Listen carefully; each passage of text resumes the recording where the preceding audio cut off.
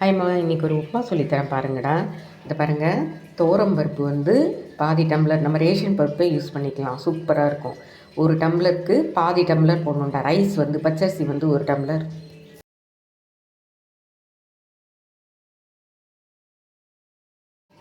ஹாய்மா, இந்த பாருங்கடா, துவரம் பருப்பு பச்சரிசி நொய் போட்டு உப்புமா பண்ணுறது சொல்லித்தரேன் பாருங்கள்.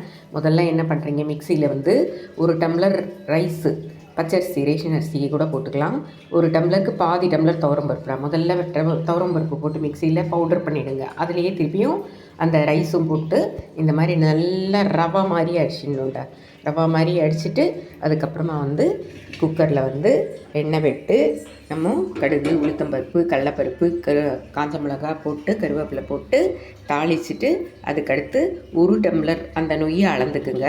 அந்த ஒரு டம்ளர் நொய்க்கு வந்து 2 டம்ளர் வாட்டர், அவ்வளோதான். நீங்கள் வந்து அளந்து அதில் ஊற்றிட்டு சால்ட்டு போட்டுருங்க. தண்ணி கொதிச்ச உடனே அந்த நொய்யை வந்து நம்ம உருண்டை கட்டாமல் கலந்துட்டு மூடி வச்சுட்டு கரெக்டாக 3 விசில் ஆன உடனே ஆஃப் பண்ணிவிடுங்க.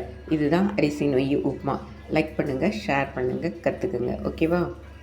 ஹாய்மா, இந்த பாருங்கடா, நல்லா அந்த தண்ணி கொதிச்சதுக்கப்புறமா அந்த நொய்யை எடுத்து நல்லா வந்து ஸ்டவ்லேருந்து இறக்கிடுங்க. உங்களுக்கு வந்து அந்த கலக்கிறதுக்கு ஸ்டவ் மேலேயே வச்சு அதை ஊற்றி உருண்டை இல்லாமல் கலக்கணும்னா கஷ்டமாக இருக்கும். அதனால் இறக்கி வச்சுட்டு நம்ம நல்லா உருண்டை இல்லாமல் இந்த மாதிரி நைஸாக கலந்துட்டு அதுக்கப்புறம் குக்கரில் வச்சுட்டு நீங்கள் வந்து 3 விசில்ஸ் இதில் வச்சுருங்க. குறைச்சி வச்சுருங்க. ஃபுல் ஃப்ளேமில் வச்சா அடி பிடிச்சிரும். குறைச்சி வச்சுட்டு சிம்மில் வச்சுட்டு 3 விசில் வந்த உடனே ஆஃப் பண்ணிட்டீங்கன்னா உப்புமா ரெடி ஆகிடும். ஓகேவா?